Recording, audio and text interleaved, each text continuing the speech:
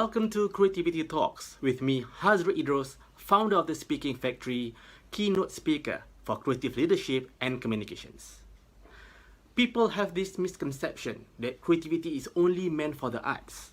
So in these Creativity Talks, we are going to explore how creativity can be applied in many areas such as business, career, and life, and how creativity can help us to be better versions of ourselves.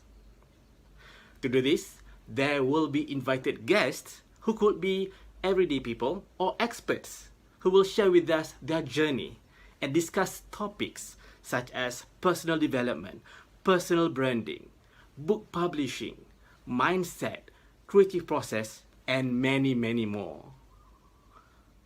I thank you for joining me in this journey where creativity and personal growth collide. Enjoy the episode.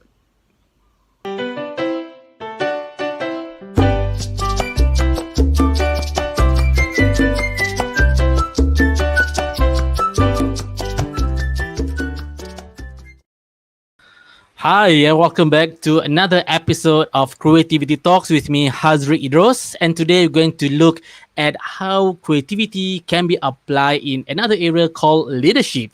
And today we're going to talk with one of the founders of the company, and he's also an author of a book. So without much further ado, let's call upon my good friend here, the one and only Ridjal Noor. Hey, hi, how are you? How are you, Ridjal?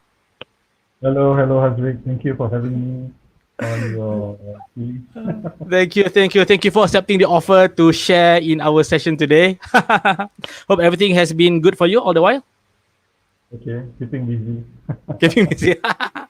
All right. Okay, let's jump into the session right now. But before that, let's get to a little bit about you. I mean, I know you, but for the audience, let's get to know you for them.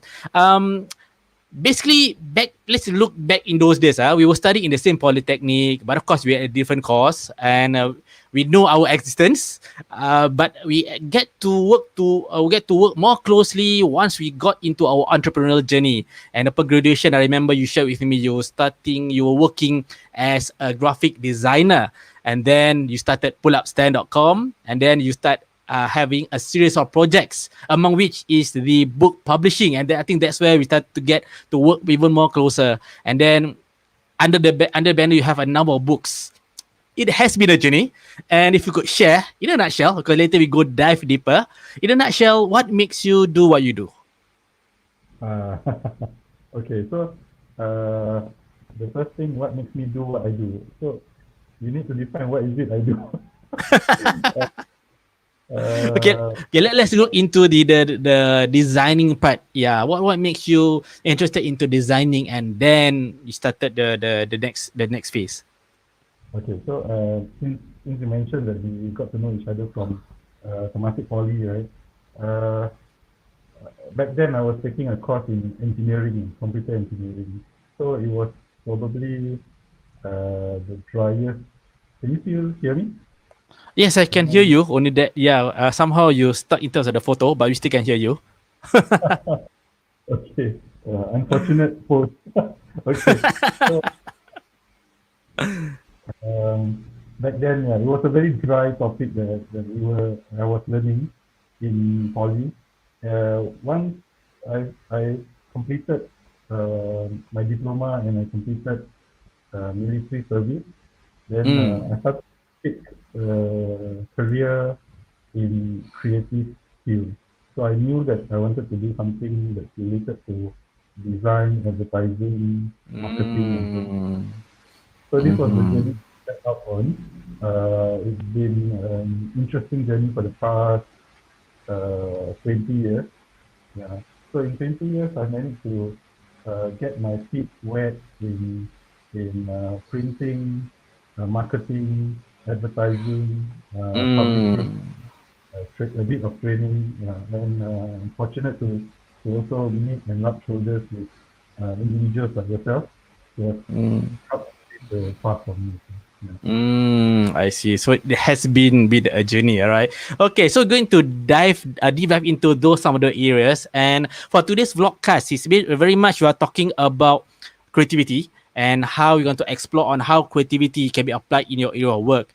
And to start with, there's actually many definition of creativity, and one of the study done by the professor in the university in the US, he mentioned that creativity can be applied in at least 7 domains.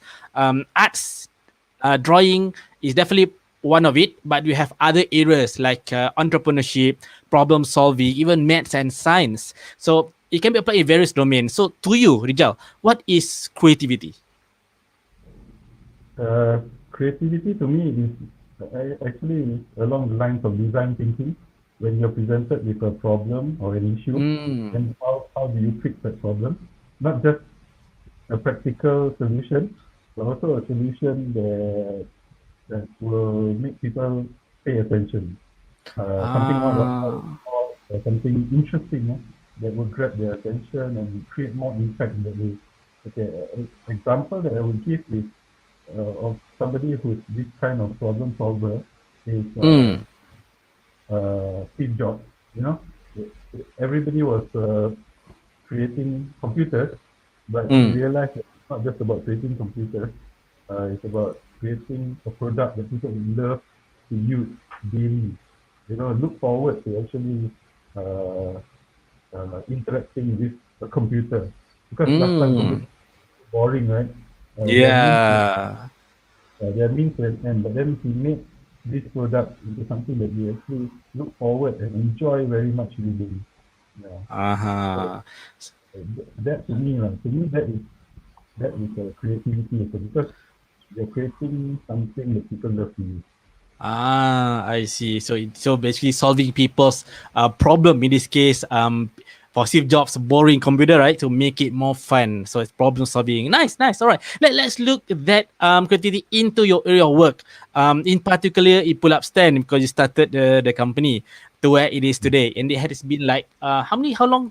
10 years, 12 years pull up stand. They're coming to our 15 years now. 15 year. Wow, 15 year. Wonderful. Congratulations. Congratulations. All right. So maybe you want to go deeper. Why did you start that company in the first place? What motivates you? Okay, so when I started Pull Up 10 in 2007, it was because I wanted to zoom into a niche.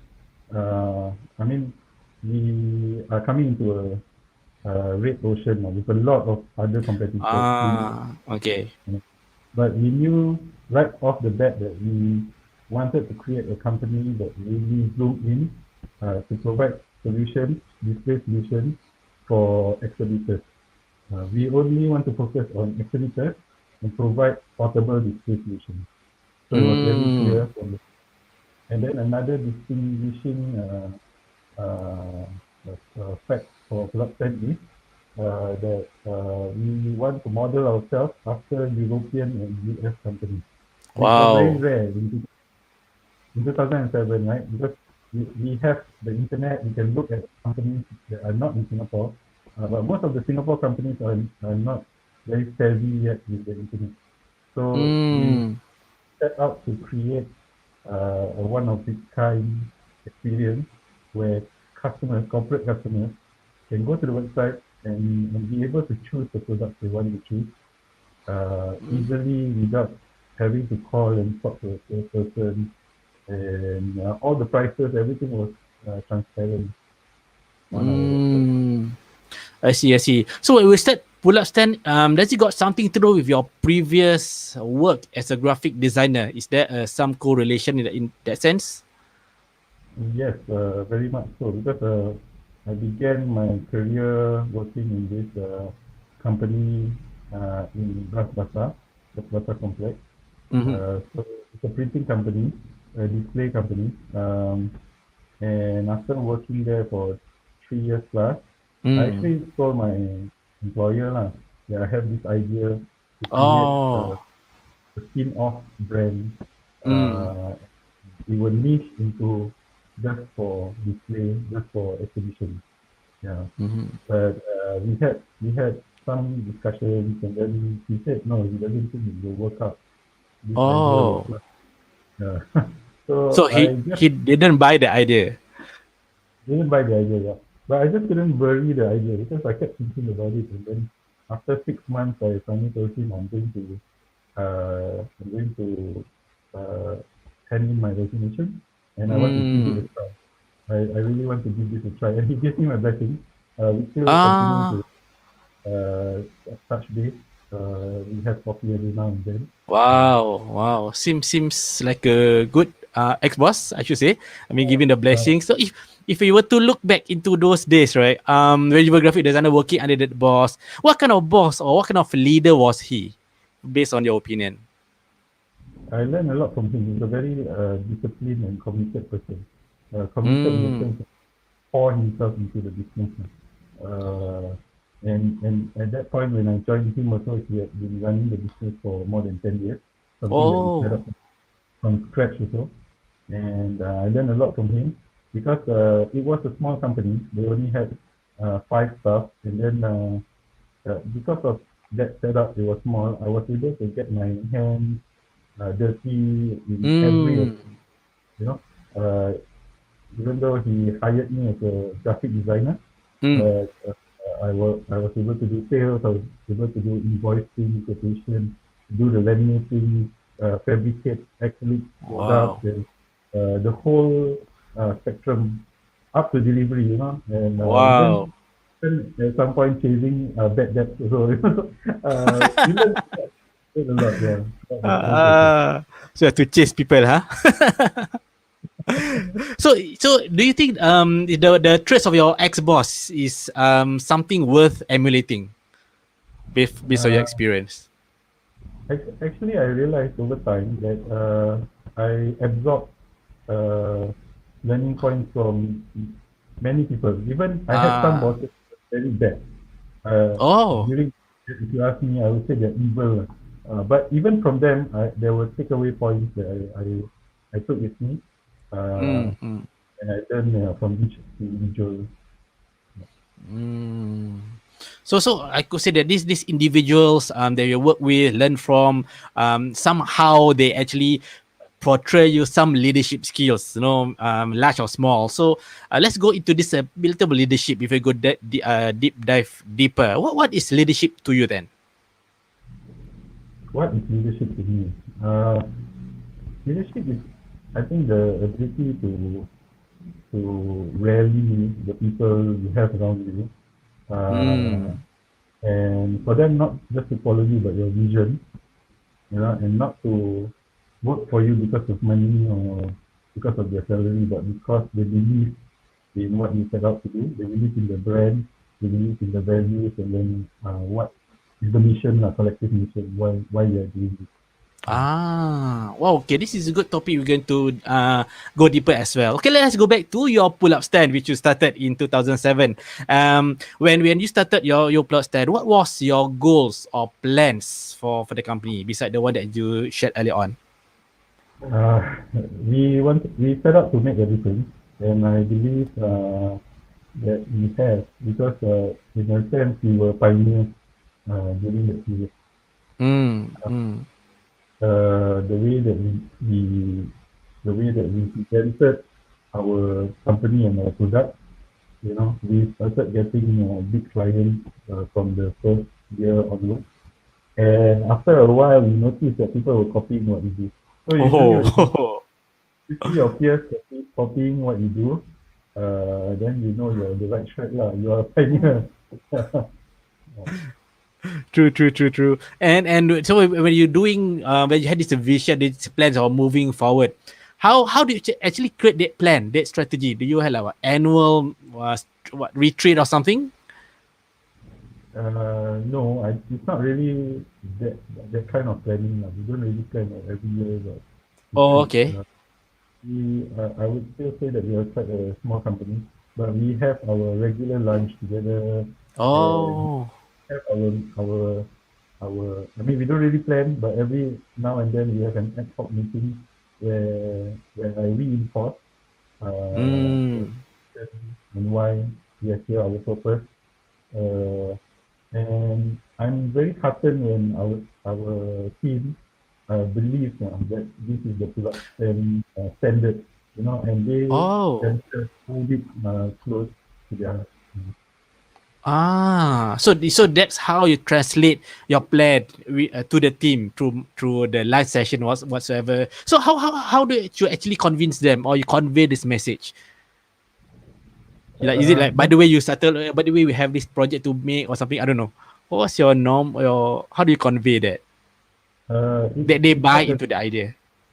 It's like a collective personal mission, because like what I shared with you guys, when we began, we wanted to create a company that's different from the bureaucratic way the company, Asian companies like us, that already existed. We wanted to create a company where it's really very customer centric. I know everybody says this, right? But right off the bat, it's very customer centric. What is it the customer needs? And then we build the product as we go along. All the products that we provide is built around the customer itself. And then to convey or communicate the product offerings, right, in a way that they understand. We are not talking our language. Yeah. How many staff you have at that point of time, or as you go along? I mean, we are still relatively a small company. We, at any point, I think we have about 5 or 6 in our team. Yep. And I truly believe that the strength of the company is depend highly or really correlated with the strength of the people itself. All right, let's get into the manpower. See, we're talking about the people. The people on the team. Yeah, usually because you mentioned about getting collective, either collective mission whatsoever. How actually do you recruit your team? What makes a good recruiter, since you have been recruiting your team? Each time you have about 5 or 6. Okay. Since we're a small business, it's always been, I will hire and fire lah. So I don't have any HR staff, so I'm the person who over the years, and I think I've shared this before also. My stance about it, my approach is you have to hire a few frogs before you find your prince. Wow. Hire a few frogs before you find a prince. That's very nice words, yeah. You can't work your way around it, or maybe I can't, because I'm not HR trained. So I will end up kissing a few frogs until I find the prince. The prince will make it worth it to go through this process. But the first few, you try your best during the interviewing process, and then their answers are very good during the interview. The resume looks very good, but when they come in and work for you, then you will find whether they're suitable, whether they can work there. Yeah. So I always hire slow and fire fast. That model really works. Yeah. So take your time to really decide who is the best to join the team. But then if they don't work for you, don't let them stick around for too long. That's why there's a probation period. Like within the probation period, very fast one. I think in the first month, you can already decide whether this person is suitable. So that's what you mean by hire slow, fire fast. Or to give them the 1 month, listen, get to know them. And usually what maybe you can share how many people have you fired during this probation period along the years? too many to stop. 15 years, too many. I mean, many people can say that they have once worked with Luxem. But I mean, having said that, I realized that because I'm hearing myself as we speak, I realized that makes me sound like a very bad boss. But actually, the ones who stick with us, they end up being with us for very long also. So fortunate to have staff who be with us for 8 years or 5 years, So in today's context, right, I believe a lot of staff, the millennials or the examinerals, they don't like to stay at one place for too long. Maybe if they stay with you for 3 years, you can consider yourself fortunate already. Yeah, most people, they want to keep moving around, gaining experiences. But for us, we are very blessed. I mean, I found myself very blessed when people stay with us for 5 years, 8 years, and so on. Is that the norm that you see? People staying put for 2-3 years and then they move on. Is it norm? And what do you feel as a boss? about, I mean, 15 years ago when I did my degree, we did this, one of our assignment was to do a survey on how long people were staying in their jobs. And then we found, through the survey, we found that most people stay for about 18 months on average in a job. Oh, okay. That most people would have about 8 to 10 different companies in their lifetime. So Mm-hmm. away from the our parents' time, their organizational men. From the time they start working until they retire, they're in the same organization. Nowadays, Mm-hmm. I mean, uh, we like to move around and gain new experiences, life experience. So that's the norm. Uh, so if I mean that's the norm, and at the same time, it poses a challenge for companies who want to retain good staff Mm. to stay in the long term, right? So how do you overcome that challenge? Because people come and go. I mean, there will be some that stay put for some years, but majority of it is the one who actually come and go, come and go. So how do you manage that?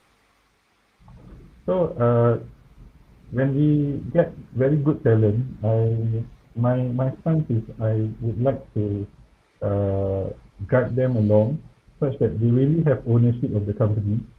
Uh, Ah.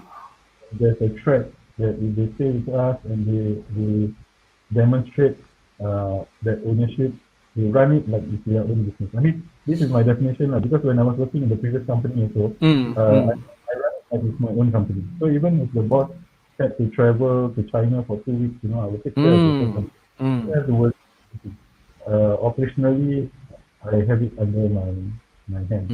So mm, to that extent, I mean, if I have staff who are like that, they apply themselves, they really think for the business, they want what's best for the business.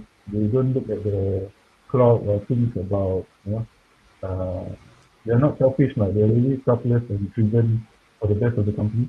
Then, then when we see that ownership, I'm very happy to actually give them a stake or a slice of the. Oh. Oh, that means a share of the company in that sense? That's correct. Yeah. So this is something. Oh, I see. Having said that, so far I've only given that slice of the pie to two of our staff. Mm. Because I think it's better. That's why I say it poses a challenge, right, to retain talent.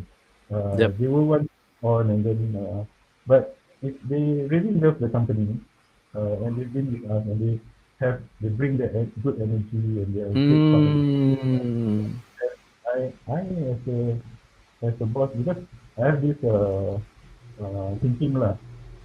A company is like a baby. I mean, when the time you started it, and some business owners find it very hard to separate themselves and the company. So to me, Mm. it is sad to share the pie, you know, Mm-hmm. and have because uh, you want the brain, the collective brain to actually push the company forward. Yeah. Mm, mm. Well, you have been saying about this collective word for a few times and in this interview, which I sense that this is the what I call your culture in your company. So can I say that that's a culture in your company, the collective effort? Because some companies are very much focused on service oriented. Some companies focus on collaborativeness. Some on innovation. I'm not sure about you. How about you? What's your culture in Pull Up Stand? Uh, I think it's a mix of what you've mentioned, the innovation, the uh, customer customer centricness, and uh, and also that the importance of the team. At the core Mm. of success is the team. If you take out everybody in the team and you put other people in there, it will totally change who we are. Mm. How, Uh, how how did you actually create that culture from when you first started? Because I don't think uh, it's an overnight thing. It's not. I mean, I had to go through the whole process of learning how to be better at it. Because I started out uh, as a horrible boss. No, I didn't know how to be. One of my first experiences I remember, I hired a design intern. So this Ah. design was for I think 1 month plus. and then she didn't work out. So I fired her. And she Oh. wrote a two-page letter about how I can be a better boss. You know, Oh. that, at that time, I want to play violin by the beach already. Like, how can you do this to me? You know, I'm guiding you, coaching you, but then now you're giving me feedback. So I I read through the letter and everything. I mean, not everything applies now. She's precocious and young, and she doesn't know the real world yet. But but that, I mean, take away is there is part of it that we need to build in ourselves to become better Hmm. leaders. And actually, it's not good to be a boss. Just be a leader. And the best thing you can do actually for the company is to remove yourself from the equation. Uh, Remove because yourself from the situation, from the company. from the equation of the company. Oh, from the equation. Okay, how do you do that? I mean, you are not fully involved in that sense. uh, Remove yourself from the equation because the problem I would say for a lot of companies is that once you take the boss out, right, the company might not function. The company functions because of the boss. If the boss is there, the staff will work. You know, if the boss is there, then the sales will come.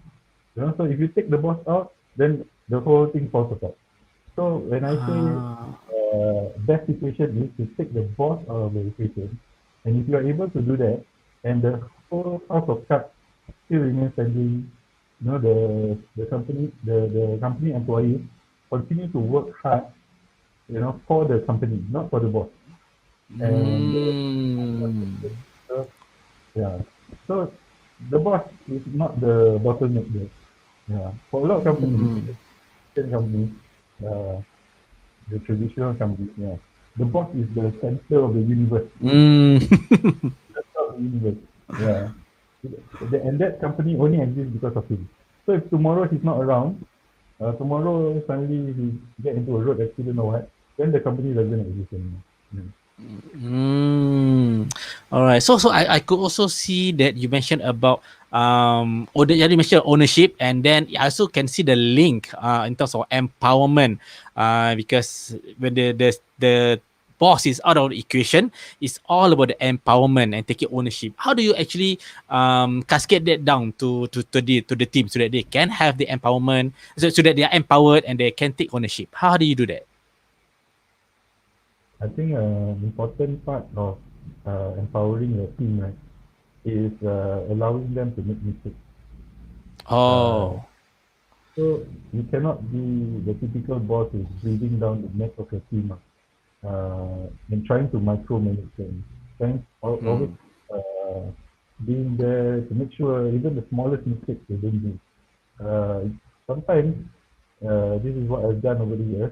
Uh, I purposely let the team walk into a situation where they're going to make a mistake. Oh. And of course, not too grave a mistake that then will be damaging to the company. Lah. But Yeah.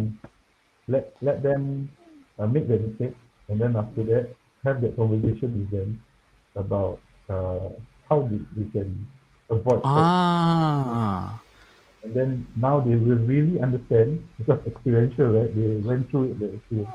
Now they will understand why we must do it a certain way. Yeah. Ah. Is So that the way of coaching your team or something? I guess that's the term you can use it lah. But yeah, we are the ones who have to lead them through this learning experiences. Yeah. So Mm. to a point where they understand, okay, oh, so this is why things are done a certain way. So this is why uh, yeah, this is why the company is this way, and then they understand why. They're not that doing things just because they're told, you know, just do this, and then it's going to work. No. Mm. Mm. Can you share with us an example of how that happened? I mean, they walk into that mistake, you let it be, and then you of course you learn, make them learn or something. Are you able to share with us some one or two examples? Okay. Okay, for example, maybe in preparing or packing a certain order, and then Hmm. if we always uh, do it a certain way. But maybe the new guy is not following what he's been told to do, and then he does it a different way of packing. So Hmm. we let him go through the whole process, and then at the end, then we ask him like, now, do you know how to check this? For example, when you arrive at the customer's place and they want to see the thing, how do you unpack it? And then they realize, alamak, they've gotten themselves into a bind, and then Oh. it's not going to be more troublesome for them. Yeah. Then I will tell them that's the reason why we do it this way. All this while we do it this way. So that when Ah. this is you just open this side and then you can show the customer. It's easier for you. So you must do it certain because it's going to be easier for you and the customer. Yeah. Oh, it makes sense. So put them as the main, so that it's easier for them to do their job. All right. So as we go along this way, if people have, for example, different thinking, were there any conflicts and disagreements along the way, and Different. differences or this or conflict? May not major, maybe small. I don't know. Okay. Yeah. I always have conflicts with my second in charge, who is my sister. Oh. So my sister Christina has been with us for 14 years now. She joined the business Ah. in 2008. So she I appreciate her being there because she's very opinionated, and from time to time she has a different perspective, and we can Hmm. spend quite a bit of time arguing our opinions, and I'm very happy to give way when what he suggests or recommends makes more sense. So over time, Ah. that also shaped me uh, in this position of leading into extent. Because I realized that Hmm. I don't always have the best answer, and yeah, we spend a lot of time arguing our answers. Wow. And I think from what I hear, you always practice this philosophy of putting out yourself out of the equation. I don't know. I mean, it seems like it from what I hear. So I mean, they will have to make the decision at the same time. Left, oh, that's really interesting. All right. So okay. So along the years, I've been running this business for 15 years. To mention, and we also almost come to the end of our short interview today, lah. But before we go, just over these years, what are your top challenges or common challenges that you have faced leading pull-up stand, and how did you overcome them? Okay, so in the past recent years, I start to take a more passive role in production. So this is again me removing myself from the equation. Hmm. In 2018, we went up to KL. I went up to KL to set up our Malaysian office. Hmm. Uh, so I mean, learning, with all the lessons that I've learned from Singapore, I was able to get up to speed faster there. Uh, and while the Singapore office and team is still on autopilot. So the challenge is really taking that step back and further. And then your second in charge, like for example my sister, also to remove herself now from the equation. Uh, so that Oh. so that now she goes up to my position where she can lead the team and let them walk into mistakes and guide them uh, so that they are strong enough to run the show by themselves. Yeah. Hmm. I see. I went over to Malaysia. My challenge was to identify who is going to be the two IC in Malaysia who can now do that role as well. Yeah, And you managed to find it? I did. Surprisingly, it's uh, in Malaysia, our team of three people was led by a 21-year-old millennial, and she's very Wow. good. So I was Wow. very surprised. Yeah, So that's the what pullupstand.com.my over there. Plug10.my. Yeah. Oh, pullupstand.my. So it's still running. Now because of the pandemic, it's suspended. We're waiting for Mm. it to get better before we can resume operations again. I see, I see. What you advise for companies who want to venture beyond, since already you have the experience, venture beyond the shore in overseas, let's say Malaysia. What would be your advice for them since we are coming into this topic? Okay. My advice would be firstly ensure that what you have in hand is taken care of. So, like for example, if you are going over to another country like me, I went to Malaysia. Mm. Make sure that Singapore operations are in good hands. Uh, Mm. we have a Malay saying for this one, apa, what you are chasing, don't forget what you have in hand and then let it, scatter. Oh, okay. So, So, is it important for you to be in Malaysia when you set up the company? yep. So going over to Malaysia in 2018 is my second attempt. Oh, Open, second attempt. What happened to the first one? the first attempt, crash and burn, failed in Wow. 2016. What happened? What happened? Because of what you mentioned, the commitment was not there. Uh, Ah. I was going into Malaysia every Monday and then spend 3 days of the work week in Malaysia, in KL. And then Thursday, Friday, I'll be in Singapore office. And then I went back Oh. there for 3 months and I burned myself out. I was exhausted. Oh. Then I threw in the towel in 2015. So in 2018, more commitment, more investment. We really pumped in the funds and set up the office very fast. We started hiring. So we were serious now. Because I realized that Mm. 2015, I was trying to do a lean startup kind of way without investing much Mm. process and no office, trying to do everything the way that I did in 2007 when I first started. But that's the wrong approach because by by now we have reached a certain phase in our business. Mm. Uh, with all that we've learned over the years, we know how to fast track uh, the whole the whole process. Yeah. So fast Mm-hmm.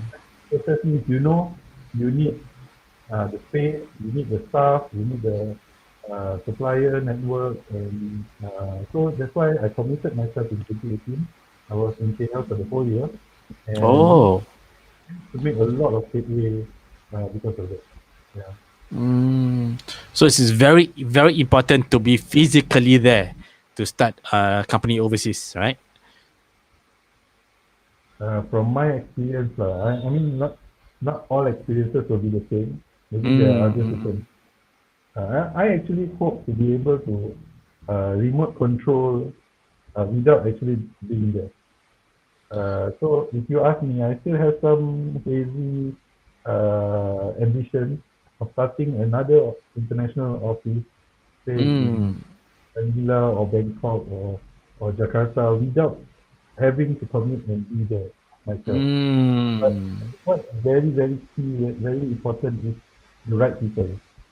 True. You True. that you can trust and who will have ownership and who will run for the business. Mm. True. True. All right. So, a day in the life of a CEO, what would that be? A day of a life. Yeah. What's your normal day-to-day routine? Maybe I different wouldn't one way some days, but yeah, generally. because I'm not a CEO. Day in the life, there's a lot. I mean, our daily life is run by my daily life is run by a whole checklist of things that I need to do. So it's all about Mm. getting things done, prioritizing, and then delegating. I mean, Mm. it's very it's very bad if you're actually the person doing most of the things. But since you are the leader, you should be delegating as much as you can. Mm. All right. Okay. So if someone were to run a business, let's go back into the basics. If someone were to run the business or to lead a team working in the company, what is your advice for them to be successful? Or what are the skills or traits or mindset they need to have? Um, I always say this: begin with the customer. So whatever business that we do, for example, if I'm doing pull-up stand, or if I'm doing sticker wala, if I'm doing the publishing, WGL, and even now at Petron, it's always about the customer journey, and the customer experience. So what is it they need? And then you need to get the whole team behind them, thinking about the customer. Because everything that we provide, the service or the product, right, does it meet their needs? Does it give them a compelling reason to keep coming back to the company? Um, so yeah, when you say success, how is it defined? Is it by the revenue sales that you make? But then again, that is dependent on the customer spending the money with you. Yeah. So Mm. success is when the customer buys into the business. They believe in the keep coming back to you. And any specific mindset, skills, or traits that a person need to have to lead the team, like must have or good to have. I think very key is communication. Ability to understand yourself and then to understand the team and then to communicate. Ah. Yeah, you must have critical thinking to see what are the gaps that you need to address, and then what you need to fill. Wow. I could see actually all those elements that you mentioned has got something to do with creativity. That's because creativity in general terms is about connecting things, connecting people. And for you mentioned about having empathy with the audience, of your target audience, with the people. I thought it's very important. So, and we almost come to the end of our vlogcast. And just one question for you, talking about the traits, link between those creativity traits and those other traits. So, what would you advise based on your personal experience? How can someone develop their personal creativity? Yeah. Okay, if you ask me as an individual, since the time I was in school until now, what really shaped me when it comes to personal creativity is, I think, hinges a lot on who are your heroes, who are your personal. Ah, Yeah, so like for me, because I'm a child of the late 70s. So during that time, when I was in my teens or late teens, my personal heroes became, Steve Jobs. Then over time, in more recent times, people like Elon Musk and Jeff Bezos. Was never, it was never like Warren Buffett. So that might have oh, been not in your financial line, or it's so. This was a self-discovery I made that actually what compels me is not money. No, I'm not doing this because I want to earn lots of money or amass wealth, but it's about the journey, the experience itself, and also about what kind of problems you solve throughout your lifetime, and what are the products that come out of that, of me as an individual walking this lifetime. mm, What did I touch, and then what did I bring about impact or change? So um, the question that you asked is, what are some of the ways, right, to develop our personal creativity? Exposure. My exposure was through reading about the lives of, say, Steve Jobs or Michael DeLuca, who is mm, the founder of Subway, and then mm-hmm. realizing at an early age that they dare to create, Wow. just that they see can make a difference. So and they created with whatever they have at hand, whatever resources that they have right then. Because the first Subway is a shadow of what Subway is today. It's just a sandwich joint. And Mm, ran out of bread and he had to run one whole block to go and buy bread and come back. So this kind of experiences is not what people see when they look at the business today. Yeah. But then as the person undertaking the journey, you have to enjoy the whole journey, right from the beginning, the first step, and every step that you take along. Because mm. just developing yourself right all the way. Yeah.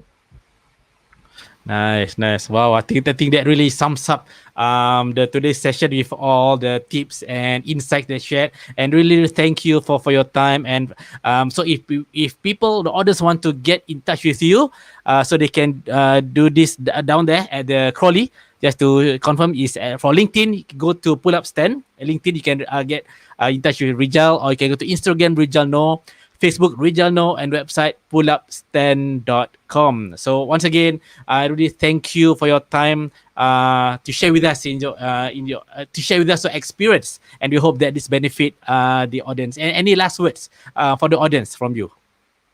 Thank you everyone who's watching in.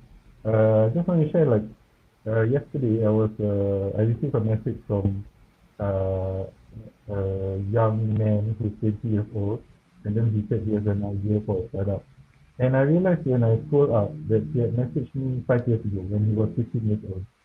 And he had said back then also that he wants to start a business someday, and that he was following my journey. So Wow. this made me like, wow, this young man, from the time he was 15 years old until now he's 20 years old, has been following me quietly, and I've never really interacted that much with him. But he has stuck on strongly to this vision of what he wants to become, who he wants to become.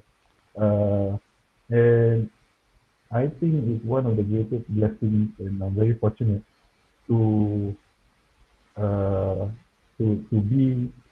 appear as a role model of sorts, which is a huge responsibility, a very scary responsibility, because we are not perfect in any way, but we seek adventure, we seek the journey, and I think he's going to be a great entrepreneur someday, right? And I think it's just amazing, but I'm so scared also about this role that is placed upon us. At the same time, I mentioned just now, right, it's very important what kind of heroes that you see. So I always think that, Yeah. Batman. Why Batman is your hero? Must have some traits that you look up to him, isn't it? because he's compelled by a mission, like Spider-Man, right? What's his mission? Nothing, right? He just he was bitten by a spider, and then now he can climb walls. And then he said, okay, I'm gonna help people lah, because his Uncle Ben told him got big responsibility. But for Batman, he has a mission, right? He wants to save the whole city. He feels responsible, for the city itself, and to make it a better place for everyone. And he seeks to stop the crazy people out there, like Joker. Okay, anyway, we are digressing. I think. but I thought it's a good. In fact, it's a good topic. We can talk about it in one of the next episodes. This is definitely one of the good things to talk about. Definitely, but we will hold it there for our next episode to make it a suspense, lah. But really, thank you very much. Yeah. I think next episode we must call Hijazi lah. Then he can talk about Batman. Probably we will be talk one topic on leadership via Batman traits, right? Then three of us can talk about it. I think it's very, very interesting. That's a good idea. We'll definitely talk about it one of the future episodes. We will definitely do that. All right. Hey, thanks a lot for your time. Really sharing your insights, your experiences, your advice for people, for leaders to be a better leader, better business person. All right. So once again, thank you. We wish you all the best in your future endeavors. Thank you. All right. And for the viewers out there, we hope that this session has been very, very fruitful, and feel free to get in touch with any of us. If any question, feel free to ask us. And also remember to join us in the next episodes of Creativity Talks. Till then, Hazriq Idrus, and today, Ridjal Noor signing off. See you in the next episode. Bye-bye. Bye.